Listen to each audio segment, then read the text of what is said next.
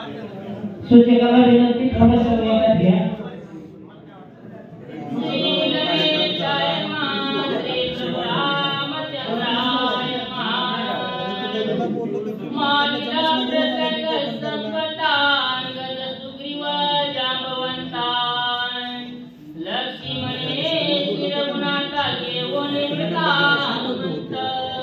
कथेचा अनुसंधान श्री संत एकनाथ महाराज या ठिकाणी सांगतायत. पाठीमागच्या अध्यायामध्ये आपण ऐकलं, हनुमंतरायाला आवेश आलेला होता. रामचंद्रांचा शोक पाहिला, दुःख पाहिलं आणि आता जाऊन सिद्धीला आणावं या आवेशामध्ये हनुमंताने 5 जणांना घेतलं, आकाशात उड्डाण केलं.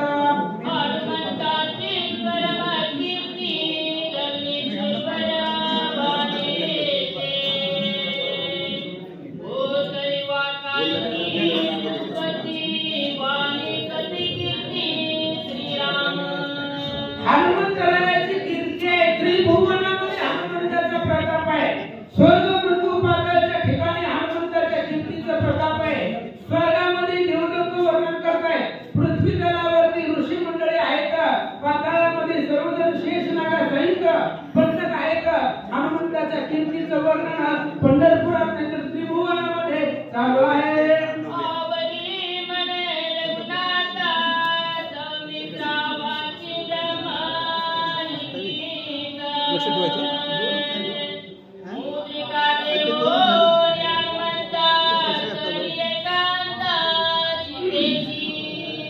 प्रभू श्रीरामचंद्रांनी सांगितलं हनुमंताला, लक्ष्मणजीला, लक्ष्मणजी वाचा.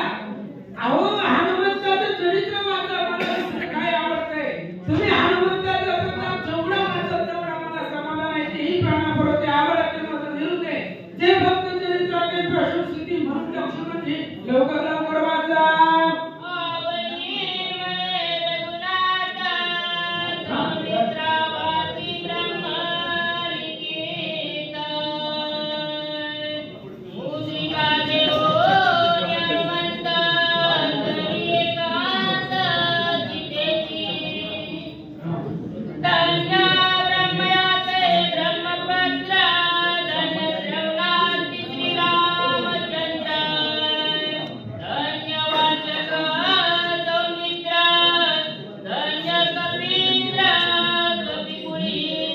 लक्ष्मणजीने वाचायला सुरुवात केलं ना तर मला सांगताय धन्य ब्रह्मदेवाचं पत्र आहे. वाचणारा शेषमूर्ती लक्ष्मणजी आहे. ऐकणारा अखिल कोटी ब्रह्मांडाचा नायक भगवान श्री रामचंद्र आहे. आणि पत्रामध्ये ज्याची कीर्ती आहे तो हनुमंतराय धन्य आहे का असं भारत सांगतात.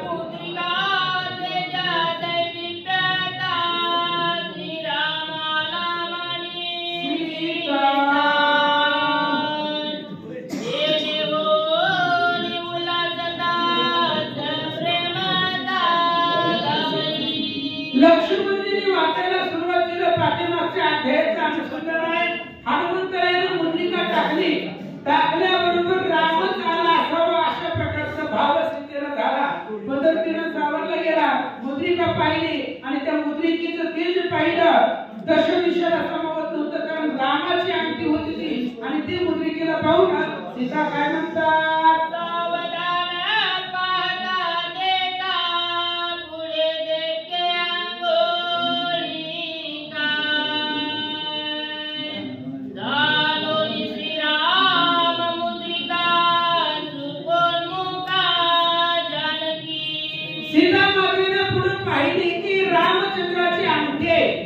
आणि भगवान श्री रामचंद्राची अंगठी ओळखून सीतेला अतिशय सुख झालेलं आहे, आनंद वाटलेला आहे. काय म्हणतात, पहिले वंदिले निधरी मनाली गिरिधर कमळी स्वानंदे पुण्ये जनकबाळी सुखे वेलारी हरिजी. आणि आपल्या पतिदेवाची अंगठी म्हणून ते असणाऱ्या अंगठीला पाहिलं. पहिल्यांदा कपाळाला लावलं, नमस्कार केला. त्या अंगठीला पुन्हा हृदयाला लावलं. त्या अंगठीला दृढ अशा प्रकारचं आलिंगन दिलं. नाथ महाराजांची भावाच्या रामायण त्याच्यामुळे अंगठीला हृदयाला लावलं. आपल्या पतिदेवाची आहे आणि म्हणून त्या असणाऱ्या अंगठीला आलिंगन दिलं आणि त्या अंगठी बरोबर काय संवाद करतात? मनोन निघाली लोटांगणा, भागली चतुरा निगमाना. तुझे करीन चरणात चालना, तीर्थ सेवना हितात. आणि सीता मातेचा भाव आहे की अंगठीबद्दल.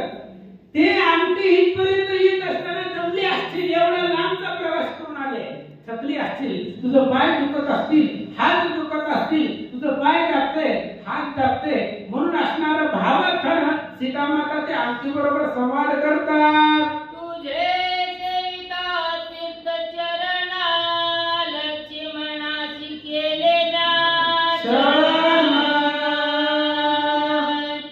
त्या पापाचे निर्दाळना, प्राप्ती संपूर्ण श्रीरामी.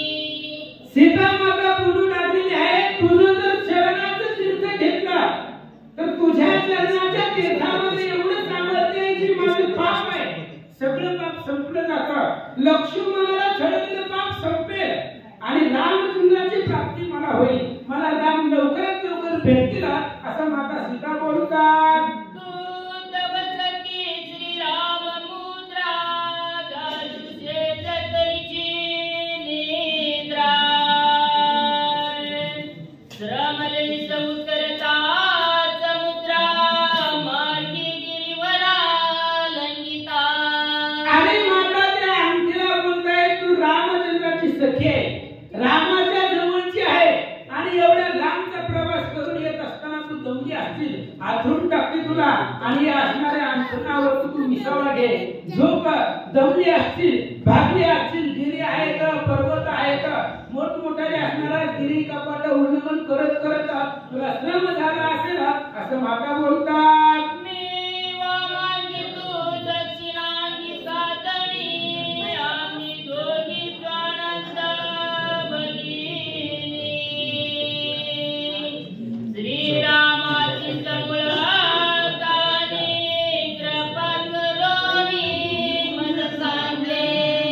आणि सीता माता त्या अंगठीला बोलतायत, तू रामचंद्राच्या उजव्या हातामधली आहे आणि माझी जागा रामचंद्राच्या डाव्या मांडीवरती आहे.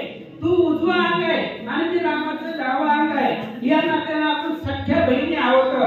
माझ्यावरती एकच कृपा कर, मला रामचंद्राची कहाणी सांग. माझा राम कुठे आहे, कसा आहे, त्या रामाची सगुळ कथा मला सांग. नाटले सचेतना चेतना, चतुर भक्ती प्रेमा पूर्ण. तेने हनुमंताले रुदना, धन्य भजन सीतेचे. सीता माता बोलत असताना आपण एका निर्जीव अंगठीला बोलतोय, पण सीतेला सुद्धा माहिती आहे आपण किती जरी बोललं तरी अंगठी प्रति उत्तर देणार नाही, ही निर्जीव आहे, ही बोलणार नाही आपल्या बरोबर. ना आठवे अचेतन सचेतन, फक्त भक्ती प्रेम लागतं आणि ते सीतेकडे होतं. हनुमंताने पाहिली गेले झाडावर बसून पाहतात, जिला कुठल्याही प्रकारची चेतना नाही, जी बोलू शकत नाही, अशा अंगठी बरोबर माता संवाद करतात. आपण जसं एकमेकाला बोलावं तसं माता अंगठी बरोबर बोलतात. त्याचं आश्चर्य हनुमंताला वाटतं. आम्ही म्हणवितो राम भक्ता, हे प्रेम नाही आम्हात. जानकी संप्रेम सदोदिता, ईश्वर गुणात तुष्टला. आणि हनुमंत झाडावरती बसून पाहतात आणि स्वतःच्या मनाला विचार करतात, आम्ही फक्त नावाला रामाचं भक्त आहे आणि तेवढं प्रेम सीतेचं आहे, तेवढं आमचं नाही. अहो सीता केवळ नव्हे पत्नी, परमभक्त शिरोमणी, चरण चाली आली वनी, सेवेला पुढे श्रीरामा. सीता फक्त पत्नी नाही, आणि केवळ पत्नी असती तर रामाच्या पाठीमागे 14 वर्षासाठी आली नसती. अहो भक्तामध्ये ती रत्न आहे. हनुमंताने ओळखले गेला, हनुमानजी बोलतात आम्ही फक्त नावाला रामाचं भक्त म्हणून घेतात, पण जेवढं प्रेम सीतेचं आहे रामावरती तेवढं आमचं नाहीये असा विचार करतात. सगुणा निर्गुणा श्रीराम भक्त, जो वंदितो नित्यमुक्त.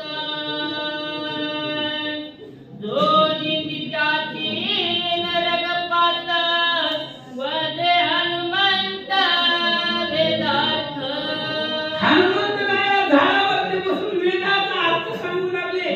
काय सांगितलं वेदामध्ये? रामाचा भक्त कुणीही असू द्या आणि कसाही असू द्या, म्हणून या यथार्थ जेणे पूजले राम भक्त तेने पूजिला गुणात उपचार युक्त षोडश. अहो रामाचा भक्त सगुण असो अथवा निर्गुण असो, जो रामाची भक्ताची पूजा करतो त्याला देवाची पूजा केल्यापेक्षा अधिक पुण्य भेटतं. म्हणून रामाची भक्त आणि त्याची पूजा सीता माता करत आहेत, त्याचा आनंद हनुमंताला वाटू लागला.